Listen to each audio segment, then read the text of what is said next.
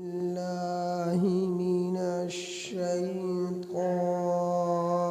الرجيم. بسم الله الرحمن الرحيم.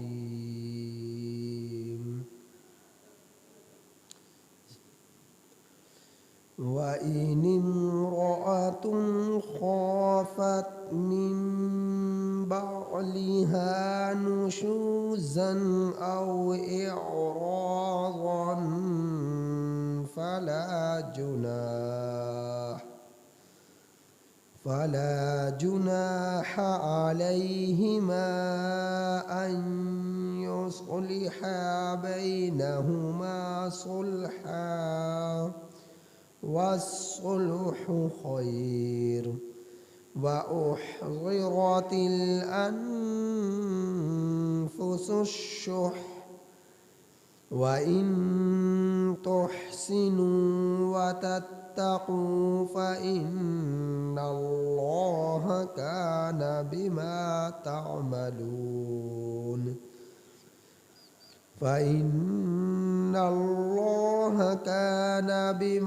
تعملون خبيرا. ولن تستطيعوا أن تعدلوا بين النساء ولو حرصتم فلا تميلوا كل الميل فتذروها كالمعلقة. وإن تصلحوا وتتقوا فإن الله كان غفورا رحيما. وإن يتفرقا يغن الله كلا من سعته، وكان الله واسعا حكيما.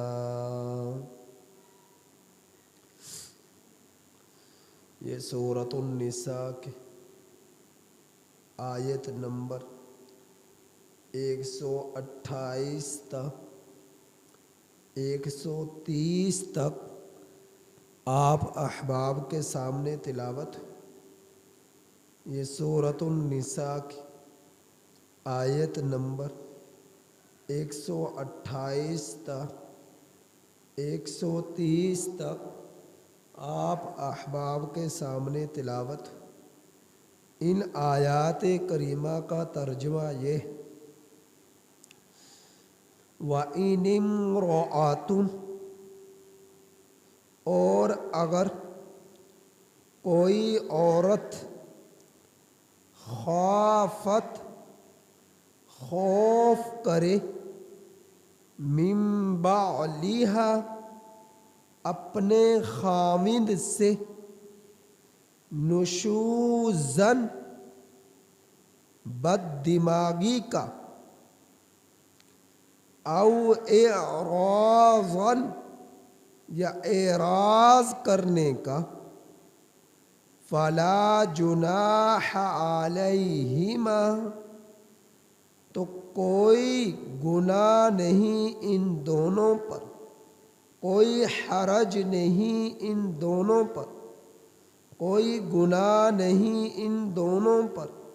ان یصلحا یہ کہ وہ دونوں صلح کریں، بینہما آپس میں، صلح کرنا.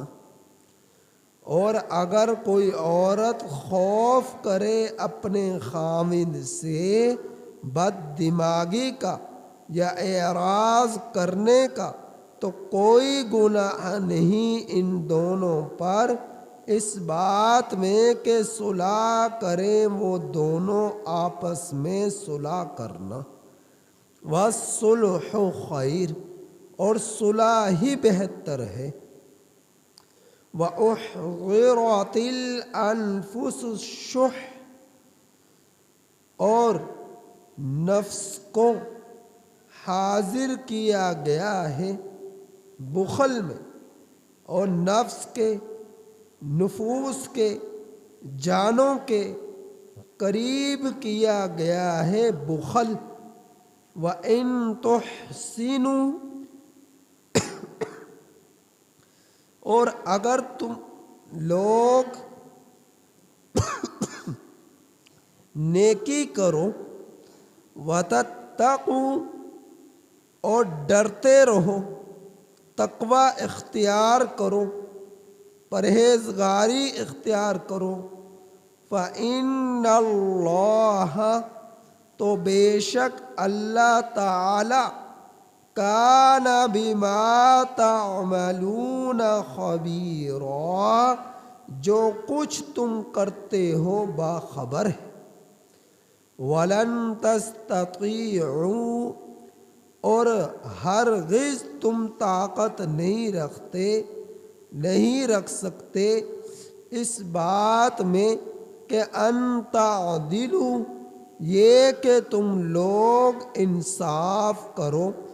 بین النساء، عورتوں کے درمیان، ولو حرصتم، اور اگرچہ تم حریص ہو، حرص کرو، فلا تمیلوا، سو تم نہ جھکو، کل المیل، پوری طرح جھکنا، فتذروها، پھر تم چھوڑ دو عورت کو، کالمعلقہ، لٹکی ہوئی کی طرح، وَإِن تُصْلِحُوا، اور اگر تم اصلاح کرو، وَتَتَّقُوا، اور تم ڈرتے رہو، فَإِنَّ اللَّهَ كَانَ غَفُورًا رَحِيمًا، تو بے شک اللہ تعالی بہت مغفرت فرمانے والے، رحم فرمانے والے ہیں۔ وَإِن يَتَفَرَّقَا، اور اگر ان دونوں میں تفریق ہو جائے، جدائیگی ہو جائے، جدا ہو جائے، یغنِ اللہ، اللہ غنی کر دے گا، کُلًّا من سعتی، ہر ایک کو اپنی وسعت کے مطابق، وَكَانَ اللَّهُ وَاسِعًا حَكِيمًا، اور اللہ تعالی خوب وسعت والے، حکمت والے۔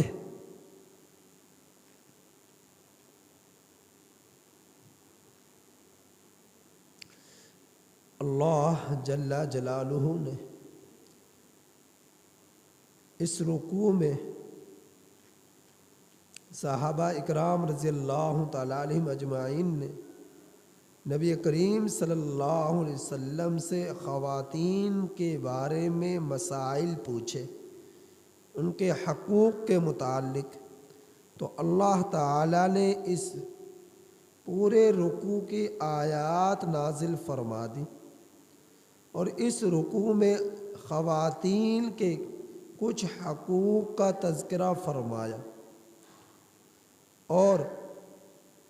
زمانہ جاہلیت میں ایک بری عادت عرب کے لوگ جس میں مبتلا تھے اس کا ذکر فرما دیا۔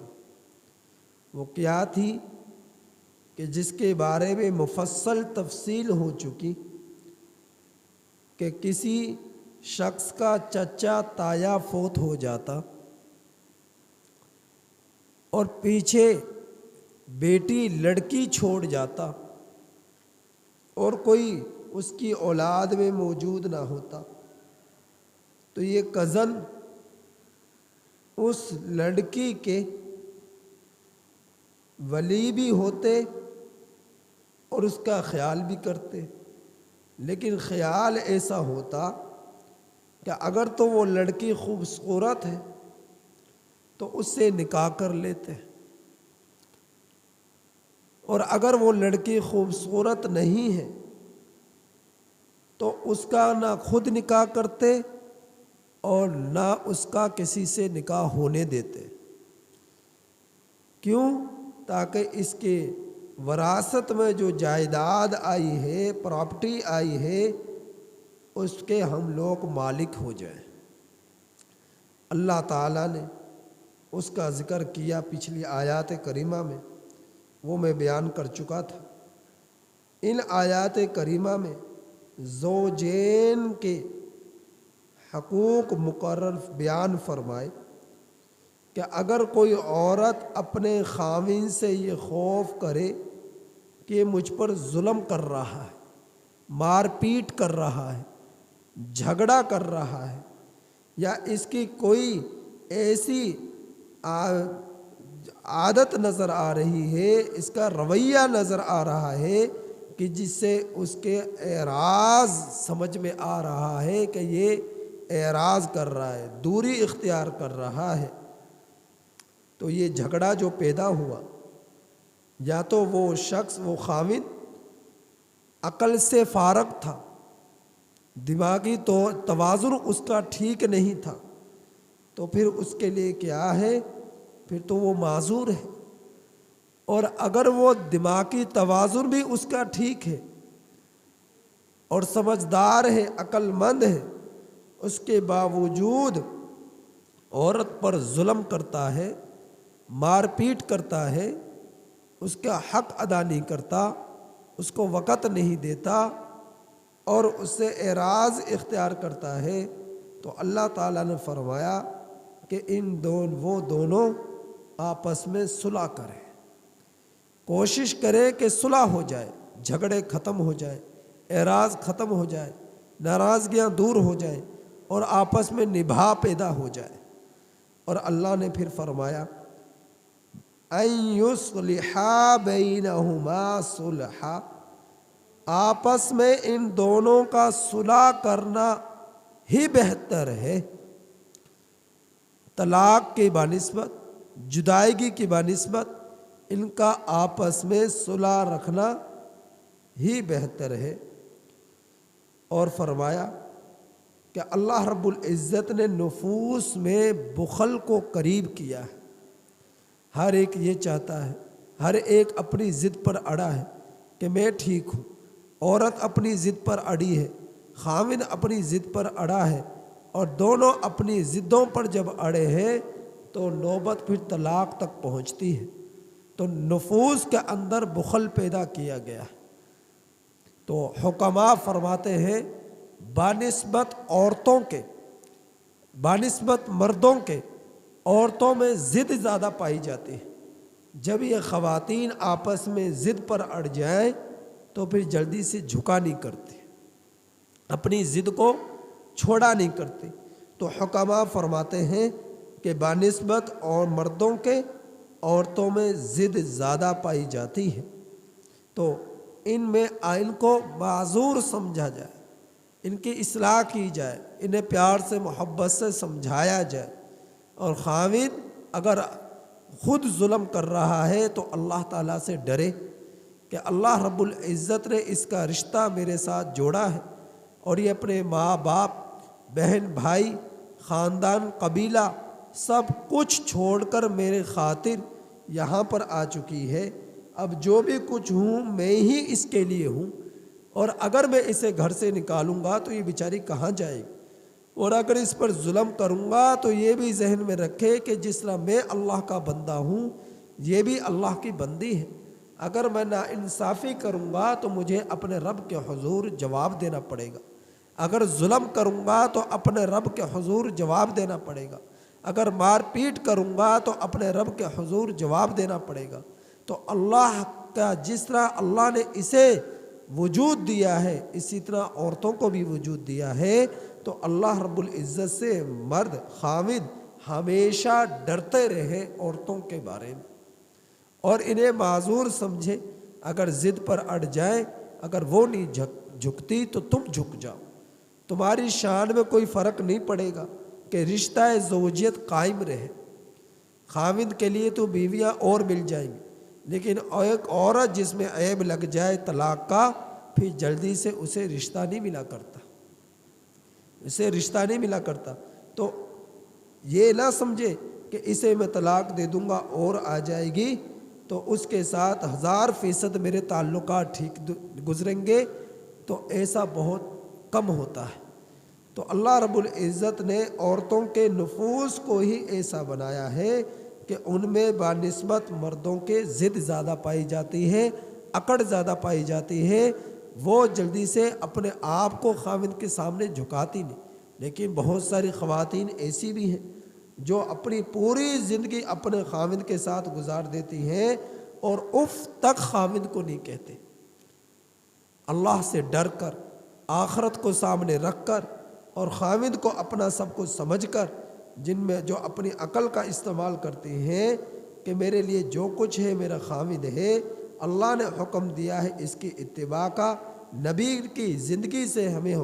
یہ سیرت ملتی ہے، سنت ملتی ہے کہ خاوند کا احترام کیا جائے، اس کے محبت رکھی جائے، اس کی خدمت کی جائے۔ جب ان شریعت اسلام کو سامنے رکھ کر، دین کو سامنے رکھ کر جب وہ زندگی گزارے گی تو ان کے نفوس میں نرمی پیدا ہوگی، اکڑ ختم ہوگی، ضد ختم ہوگی۔ تو اللہ تعالیٰ فرما رہے نفوس میں بخل کو قریب کیا گیا ہے۔ اگر تم نیکی کرو گے، تقوی اختیار کرو گے تو بے شک اللہ رب العزت جو کچھ تم کرتے ہو باخبر ہے۔ پھر میرے رب نے فرمایا ہرگز تم لوگ انصاف رکھنے کی طاقت نہیں رکھ سکتے عورتوں کے درمیان، کہ اگر کسی شخص کے ایک سے زیادہ بیویاں ہیں تو ہر ایک کے لیے حکم یہ ہے کہ تم ان میں انصاف کرو۔ اگر کسی شخص کو انصاف کرنے کا یقین نہیں ہے تو پھر وہ ایک سے زیادہ بیویاں نہ رکھے، صرف ایک ہی سے نکاح کرے۔ اگر انصاف کرنے کا یقین ہے تو پھر ایک سے زیادہ متعدد خواتین سے نکاح کرے۔ اللہ کے رسول صلی اللہ علیہ وسلم نے آپ صلی اللہ علیہ وسلم کے نکاح میں 9 بیویاں تھیں اور 2 باندیاں تھیں، 2 لونڈیاں تھیں اور 9 بیویاں تھیں جن سے اللہ کے رسول صلی اللہ علیہ وسلم نے نکاح فرمایا۔ اور آپ صلی اللہ علیہ وسلم ہر ایک کے ساتھ انصاف کیا کرتے تھے۔ 24 گھنٹے ایک بیوی کو دے رہے تو دوسرے کو بھی 24 گھنٹے دے رہے، ہر ایک کو کے لیے وقت مقرر تھا، ہر ایک کے لیے وقت مقرر تھا۔ اور پھر انصاف ایسا تھا کہ لباس میں، مکان میں، خوراک میں، رہنے سہنے میں، ان پر اخراجات میں اللہ کا رسول صلی اللہ علیہ وسلم انصاف فرمایا کرتے تھے۔ اور پھر اللہ تعالیٰ سے یہ دعا فرمایا کرتے تھے اے اللہ جتنی مجھ میں طاقت تھی اتنا یا اللہ میں انصاف کرنے کی کوشش کر رہا ہوں، لیکن جس چیز میں میرے اندر طاقت نہیں ہے، جس چیز میں مجھ میں طاقت نہیں ہے یا اللہ اس پر مجھ پر میرے لیے ملامت نہ فرمانا۔ اب طاقت کس چیز میں نہیں تھی کہ آپ صلی اللہ علیہ وسلم کی جتنی بیویاں تھیں ان میں سب سے زیادہ محبت حضرت عائشہ صدیقہ رضی اللہ تعالی عنہا سے تھی۔ طبی طور پر اب جس محبت طبی طور پر جس سے زیادہ ہو اس محبت میں انسان معذور ہوتا ہے۔ یہ طبی طور پر کسی سے محبت زیادہ ہو جائے، یعنی ایک بیوی سے زیادہ ہو جائے باقی بیویوں میں اس کے مقابلے میں کم ہو، تو یہ ایک طبیعت ہے طبی طور پر۔ لیکن حقوق کے معاملے میں، مکان کے معاملے میں، لباس کے معاملے میں، خوراک کے معاملے میں انسان کے اس میں طاقت ہے، اختیار ہے، وہ کر سکتا ہے۔ اگر علم میں وہ اختیار کے ہونے کے باوجود ناانصافی کرے گا تو اللہ کے ہاں مجرم ہوگا۔ لیکن جو طبیعت میں ایک کی طرف رجحان زیادہ ہے، محبت زیادہ ہے، تو اس میں انسان معذور ہوتا ہے، اس میں نہ پکڑ ہے نہ اللہ کی طرف سے گرفت ہے، تو اس میں معذور ہے۔ تو اللہ تعالیٰ سے یہ دعا فرمایا کرتے اے اللہ جن کاموں میں مجھ پر طاقت ہے ان پر تو میں انصاف کر رہا ہوں، لیکن جس چیز میں مجھ میں طاقت نہیں ہے یا اللہ اس پر مجھ پر میرے لیے ملامت نہ فرمانا۔ اب وہ کس چیز پر تھی؟ طاقت نہ تھی، طبی طور پر ایک کی طرف رجحان کا زیادہ ہونا۔ تو اسی کا ذکر فرمایا ہرگز تم طاقت نہیں رکھ سکتے یہ کہ انصاف کرو عورتوں کے درمیان، اگرچہ تم حرص کرو پھر تم نہ جھکو پوری طرح جھکنا۔ ایک ہی عورت کی طرف ایک سے زیادہ بیویاں کر لی اور ایک ہی کی طرف زیادہ توجہ ہے، ایک ہی کی طرف زیادہ اخراجات ہیں، ایک کی طرف زیادہ میلان ہے، ایک ہی کو زیادہ وقت دیا جا رہا اور باقیوں کو یوں ہی چھوڑ دیا جیسے کہ کوئی تعلق ہی نہیں ہے، تو اللہ تعالیٰ فرما رہے ایسا نہیں کرنا، ایسا نہیں کرنا۔ فرمایا فَتَذَرُوهَا كَالْمُعَلَّقَ، یہ کہ تم چھوڑ دو اس کو لٹکی ہوئی کی طرح، کہ نکاح میں لا کر اس کو لٹکا دیا، نہ وہ زمین پر رہی نہ آسمان پر رہی، اس کو وقت ہی نہ دینا، اس کو وقت ہی نہ دینا، ایک ہی کے ساتھ زیادہ وقت بتا رہا ہے، وقت گزار رہا ہے، ایک ہی کے ساتھ زیادہ زندگی گزار رہا ہے، اور دوسری کو تنہا چھوڑ دیا اور اس سے کوئی تعلق نہیں رکھ رہا اور اس کے ساتھ کوئی حسن سلوک نہیں رکھ رہا، اس کے اخراجات کا خیال نہیں کر رہا، اس کے وقت کا خیال نہیں کر رہا، تو اس کو تو یوں لٹکا ہوا چھوڑ دیا، نہ تو وہ اس کی رہی، نہ وہ آگے کسی اور کے ساتھ نکاح کر سکتی ہے، نہ وہ آگے کسی کے ساتھ نکاح کر سکتی ہے، نہ یہ اس کے ساتھ وقت گزار رہا ہے، تو اس کو لٹکے ہوئے ہونے کی طرح اسے یوں چھوڑ دیا۔ فرمایا وَإِن تُصْلِحُوا، اور اگر تم اصلاح کرو، وَتَتَّقُوا، اور ڈرتے رہو، فَإِنَّ اللَّهَ كَانَ غَفُورًا رَحِيمًا، تو بے شک اللہ تعالیٰ بہت بخشنے والے، رحم فرمانے والے ہیں۔ تو اگر میاں بیوی میں جھگڑا ہو جائے، بہت کوشش کی، آپس میں نبھا کے، اب پھر کیا، اللہ نے حکم دیا کہ ایک منصف مقرر کر لو، ایک خاوند کے خاندان سے، ایک بیوی کے خاندان سے۔ اب جو وہ منصف انصاف کرنے والا ثالث جو مقرر کیا، ان دونوں کی باتوں کو سنے گا، خاوند کا جھگڑا ہوا، بیوی کا جھگڑا ہوا، دونوں کا آپس میں، تو دونوں کی باتوں کو سنے گا، تو وہ ثالث جو ہے وہ فیصلہ کرے گا کون حق پر ہے کون نا حق پر ہے، وہ بتلائے گا کہ غلطی کس کی ہے، اور پھر ان کی اصلاح کرے گا کہ بھئی تو اس بات میں ناحق ہے اور تو اس بات پر حق ہے، تو اس کام میں غلط ہے، تو اس کام میں ٹھیک ہے، تو وہ دونوں کے بارے میں بتلائے گا کن کن کاموں میں دونوں کی باتوں کو سن کر کون غلطی پر ہے کون غلطی پر نہیں ہے۔ تو وہ ثالث دونوں کی باتوں کو سن کر غلطی ان کے سامنے بتلا کر پھر ان میں جوڑ پیدا کر دے گا، ان کی اصلاح کر دے گا۔ لیکن نوبت ایسی آئی کہ ثالث کے ذریعے بھی صلح نہ ہو سکی، اصلاح نہ ہو سکی، اور طلاق تک نوبت آ گئی۔ اب کوشش تو پوری کی تھی کہ آپس میں نباہ ہو جائے، آپس میں نباہ ہو جائے، آپس میں تعلقات جڑ جائے، آپس میں جھگڑے ختم ہو جائے، نفرت ختم ہو جائے، طلاق کی نوبت نہ آئے، پوری جان کھپا دی، انتہا ہو گئی، پھر آپس میں اب جب طلاق کی نوبت آ ہی گئی تو طلاق جب دے دی، بیوی خاوند سے جدا ہو گئی، تو اللہ تعالیٰ فرمارے کہ اللہ تعالیٰ وَإِن يَتَفَرَّقَا، اور اگر یہ دونوں جدا ہو جائے، یغنِ اللہ، اللہ غنی کر دے گا کُلًّا مِّن سَعَتِهِ، ہر ایک کو اپنی اس کی وسعت کے مطابق، اپنی وسعت کے مطابق ہر ایک کو وسیع غنی کر دے گا۔ اب جب پوری جان انہوں نے کھپائی تھی، لگائی تھی کہ آپس میں صلح ہو جائے، لیکن نہیں ہو سکی، اب طلاق ہو گئی، تو اللہ غنی کر دے گا، خاوند کے لیے اور بیوی دے دے گا، اور بیوی کے لیے کوئی اچھا خاوند دے دے گا، اچھا گھر دے دے گا، تو اللہ ان کی زندگی اچھی گزار دے گا۔ لیکن یاد رکھیے اللہ کے رسول صلی اللہ علیہ وسلم کا فرمان ہے، اللہ رب العزت کی طرف سے حلال کردہ چیزوں میں سب سے مبغوض ترین اگر کوئی چیز ہے، نفرت انگیز اگر کوئی چیز ہے، بدترین اگر کوئی چیز ہے حلال چیزوں میں، تو وہ طلاق ہے۔